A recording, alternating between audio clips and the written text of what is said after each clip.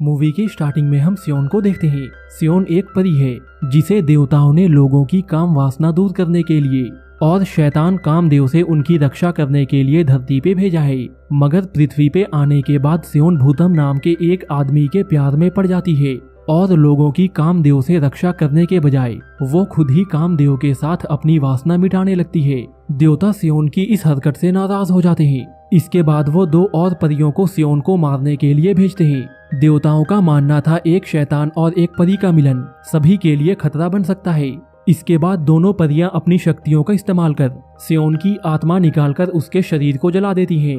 सियोन की मौत देखकर भूतम आपे से बाहर हो जाता है और वो गुस्से में आकर एक परी को मार देता है। अपनी साथी परी की मौत देखकर दूसरी परी अपनी जान बचाते हुए पास के एक गांव में भाग जाती है। ठीक उसी समय गांव के मुखिया की पत्नी अपने बच्चे को जन्म दे रही थी। परी के पास इतना समय नहीं था कि वो सियोन की आत्मा को देवताओं तक ले जा सके, इसलिए वो सियोन की आत्मा को मुखिया की पत्नी के पेट में डाल देती है। इसके बाद मुखिया के घर एक बेटी का जन्म होता है और उसी बच्ची में सियोन की आत्मा होती है। उधर अपनी प्रेमिका की मौत के कारण भूतम अपने आपे से बाहर हो गया था। उसके गुस्से से पूरे गांव के लोगों की काम वासना जाग गई थी। भूतम के गुस्से को शांत करने के लिए गांव वालों ने उसे एक कुंवारी लड़की भेंट करने का फैसला किया और इसके बाद ये हर साल की प्रथा भी बन गई। भूतम गांव से दूर एक गुफा में रहता था और गांव वाले हर साल एक कुंवारी लड़की को डोली में बिठाकर उस गुफा तक छोड़ाते ताकि भूतम की हवस शांत रहे। फिर भूतम उस कुंवारी लड़की को गुफा के अंदर ले जाकर उसके साथ दबाकर मजे करता। भूतम के साथ एक औरत भी रहती थी। वो अपनी शक्तियों का इस्तेमाल कर भूतम के जख्मों का इलाज करती। इस औरत का नाम चैंग होता है। चैंग अपनी शक्तियों को और ताकतवर बनाने के लिए गांव के लोगों के साथ संबंध बनाती थी। ऐसे ही कई साल बीत जाते हैं। मुखिया की बेटी जोई अब जवान हो गई थी। हर कोई उसकी खूबसूरती का दीवाना था। एक दिन जब जोई अपने दोस्तों के साथ होती है तो अचानक भूतम उसके सामने आ जाता है। भूतम को देखकर जोई उसे घूरने लगती है। क्योंकि जोई के शरीर में सियोन की आत्मा थी, इसलिए जोई भूतम की ओर आकर्षित हो जाती है। इसके बाद हम फिर से जोई को देखते हैं। वो अपने दोस्तों के साथ होती है। तभी उनकी नजर एक नाव पे पड़ती है। वहाँ बहुत सारी मछलियाँ तड़प रही थी। जोई नाव के पास आकर उन मछलियों को पानी में छोड़ देती है, लेकिन तभी पानी से एक जवान लड़का बाहर आता है। उसे देखकर जोई डर जाती है और अपने दोस्तों के साथ वहाँ से भाग जाती है। इस लड़के का नाम सेन होता है। वो अपनी बहन के साथ मछलियाँ पकड़ रहा था। इसके बाद हम गांव वालों को देखते हैं।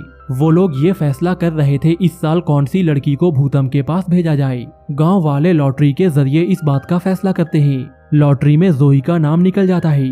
जोई का नाम देखकर उसकी मां रोने लगती है। वो अपने पति से कहती है, तुम तो इस गांव के मुखिया हो, तुम अपनी बेटी को वहां जाने से रोक सकते हो। लेकिन मुखिया ऐसा करने से मना कर देता है। वो कहता है नियम तो नियम है। इसके बाद हम जोई को देखते हैं। वो एक लुहार के पास आकर अपनी चाकू को तेज करा रही थी। तभी सेन उसके पास आकर उससे बात करने का ट्राई करता है, लेकिन जोई उसकी बातों का जवाब नहीं देती है क्योंकि वो भूतम के पास जाने वाली बात से डरी हुई थी। इसके बाद वो अपना चाकू लेकर वहां से लौट जाती है। फिर रात में गांव वाले जोई को डोली में बिठाकर उसे भूतम की गुफा तक ले जाते हैं। डोली उठाने वालों में सेन भी होता है, लेकिन वो ये नहीं जानता था कि अंदर जोई है। रास्ते में जाते समय डोली से चाकू गिर जाता है। सेन उस चाकू को उठाता है। चाकू देखकर वो जान जाता है अंदर कौन है। जोई को देखकर सेन बहुत दुखी हो जाता है क्योंकि अंदर ही अंदर वो जोई को पसंद करने लगा था। इसके बाद सब लोग जोई को छोड़कर वहां से लौट आते हैं। घर आने के बाद सेन जोई के बारे में ही सोच रहा था। दूसरी ओर हम भूतम को देखते हैं। वो काफी गुस्से में होता है, लेकिन जोई को देखते ही उसका गुस्सा शांत हो जाता है। उसे जोई में सियोन दिखाई दे रही थी। भूतम को देखकर जोई भी अपना चाकू नीचे फेंक देती है। इसके बाद जब भूतम जोई को अपने साथ ले जाने लगता है, तभी सेन वहां पहुंचकर उस पर हमला कर देता है और जोई को अपने साथ गांव में ले आता है। सेन की बहादुरी से गांव वाले बहुत खुश होते हैं। पूरा गांव खुशी के मारे जश्न मनाने में लगा हुआ था। जोई भी सेन की बहादुरी देखकर उसे पसंद करने लगी थी। उधर चैंग भूतम का इलाज करना शुरू कर देती है क्योंकि सेन के वार से भूतम काफी जख्मी हो गया था। भूतम चैंग से कहता है आज वाली लड़की मुझे सियोन के जैसे लगी, जिस पर चैंग उसे समझाते हुए कहती है सियोन जलकर मर गई थी।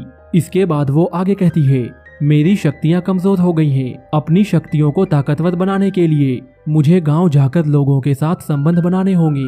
अगले दिन सेन जब अपनी बहन और जोई के साथ मछलियां पकड़ने आता है तो उन्हें पानी में चैंग मिलती है। इसके बाद चैंग का इलाज करने के लिए वो लोग उसे अपने साथ घर ले आते हैं। उसी रात चैंग सेन के बड़े भाई के साथ संभोग करती है। सारी रात संबंध बनाने के कारण चैंग की शक्तियाँ काफी बढ़ गई थी।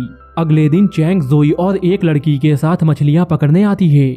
मछली पकड़ने के दौरान उसकी नजर जोई के बर्थ मार्क पे पड़ती है। ये निशान देखकर चैंग सब कुछ समझ जाती है। इसके बाद वो जोई को एक हेयर बैंड देकर भूतम के पास लौट आती है। वापस आकर वो भूतम से कहती है, आज मैं उसी लड़की से मिली जिससे तुम कल मिले थे। उसका नाम जोई है और उसके अंदर सेओन की आत्मा है। वो भूतम से आगे कहती है, अगर सेन और जोई एक दूसरे के साथ जिस्मानी संबंध बना लेते हैं तो तुम पूरी तरह से खत्म हो जाओगी। उसी रात भूतम गुस्से में आकर गांव में हमला कर देता है। भूतम के गुस्से की वजह से पूरे गांव में काम वासना जाग जाती है। दूसरी ओर हम सेन को देखते हैं। वो जोई और अपनी बहन को लेकर गांव से दूर जा रहा था। इसके बाद सेन उन दोनों को लेकर एक साधु के पास पहुंच जाता है। जोई को देखकर साधु कहता है, तुम भूतम को मार सकती हो, लेकिन इसके लिए तुम्हें और ताकतवर बनना होगा और ताकतवर बनने के लिए तुम्हें किसी कुंवारे लड़के के साथ संबंध बनाने होंगे। ये सुनने के बाद सेन और जोई एक कोने में जाकर शुरू हो जाते हैं और सेन की बहन वहीं खड़े होकर अपने बालों को ठीक करने लगती है। तभी साधु की नजर उसके हेयर बैंड पे पड़ती है। ये देखकर साधु कहता है, ये तो भूतम का जादुई बैंड है, यानी उसे पता है इस समय तुम लोग कहाँ हो। लेकिन तभी भूतम भी वहाँ पे पहुँच जाता है और वो सेन को अपनी गुफा में लाकर उसे बर्फ के अंदर कैद कर देता है। फिर जोई और मीना भी छुपते हुए उस गुफा में पहुंच जाते हैं। इसके बाद मीना अपने शरीर के जलवे दिखाकर भूतम को अपनी ओर आकर्षित करने का ट्राई करती है।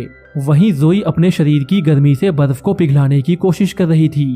बर्फ पिघलने के बाद सेन और जोई एक दूसरे के साथ लग जाते हैं। तभी भूतम की नजर उन दोनों पे पड़ती है। वो सेन को मारने के लिए अपनी तलवार उसकी ओर फेंकता है, लेकिन जोई तलवार के सामने आ जाती है और तलवार सीधा उसी निशान पे जा लगता है। तलवार लगने की वजह से सेओन की आत्मा वहां से निकल जाती है। सेओन को अपने सामने देखकर भूतम खुश हो जाता है और उसे लेकर वो वहां से गायब हो जाता है और यही ये मूवी खत्म हो जाती है।